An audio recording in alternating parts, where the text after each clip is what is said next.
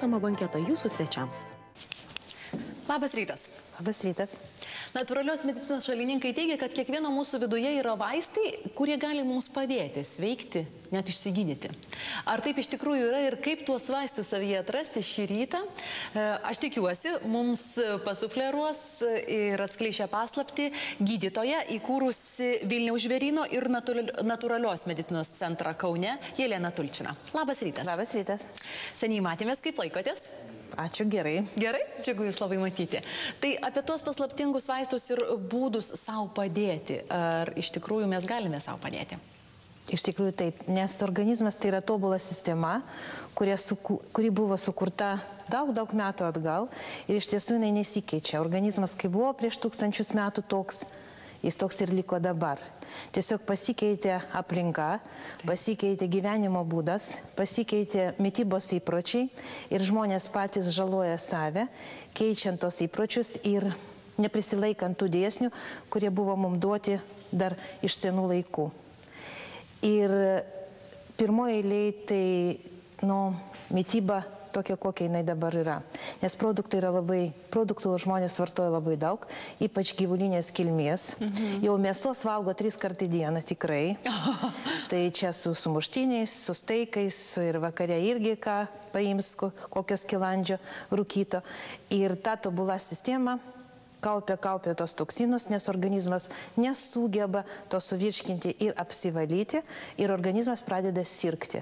Ir duoda mums ženklus. Tai migrena atsiranda, tai sąnarių skausmai, tai bronchinė astma, tai žvynelinė, tai dar kokios problemos odoje pasireiškia. Ir tai nėra odos problemos, tai yra vidaus organizmo problemos, kurios atsiranda dėl užterštumo.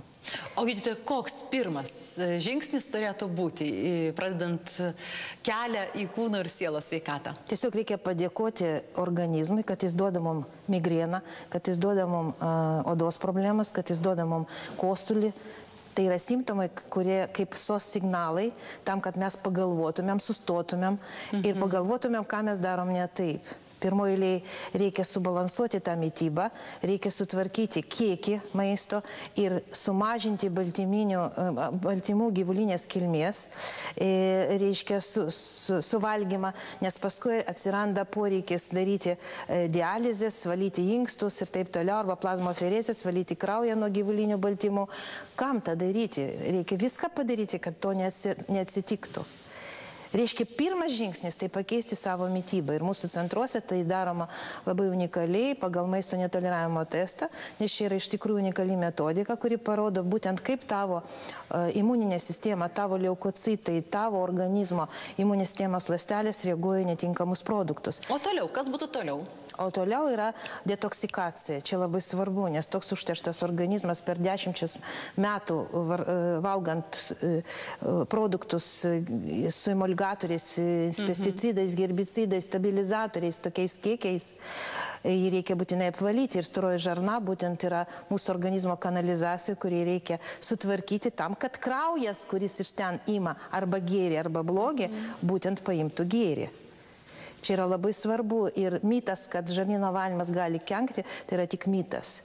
O konkrečiai, noriu klausti apie ligas, su kokiom ligom, negalavimais pavyksta kovoti ar net sukovoti su tokia sveikatinimosi sistema?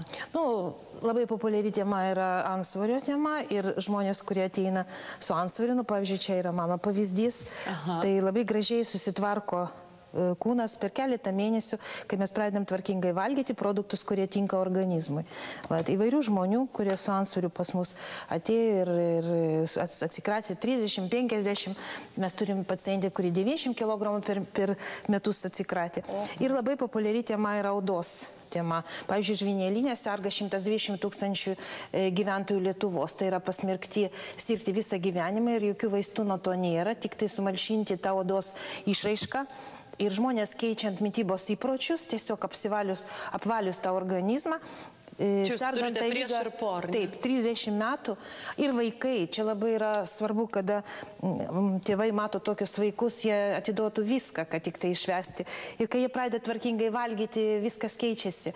Tai yra migrenos problema, tai yra bronchinės astmos problema, tai yra ar sąnarių skausmo problema. Bet kokia liga ateina per neteisingą mitybą. Lemiamas rizikos faktorius yra netvarkinga mityba ir užterštas organizmas. Esu tikra, kad mūsų žiūrovom tai buvo ir įdomi, ir naudinga informacija. Jūs pati būkite graži ir sveika. Ačiū labai. Dėkui ir jums. Aš skubu pas kitus du mūsų svečius. Viena jų tai astrologė Palmira Kelertienė, kurią seniai girdėjome ir matėme, bet labai svarbu jūs pradžiuginti, kad šį rytą jie atvyko ne viena. Eime drauge.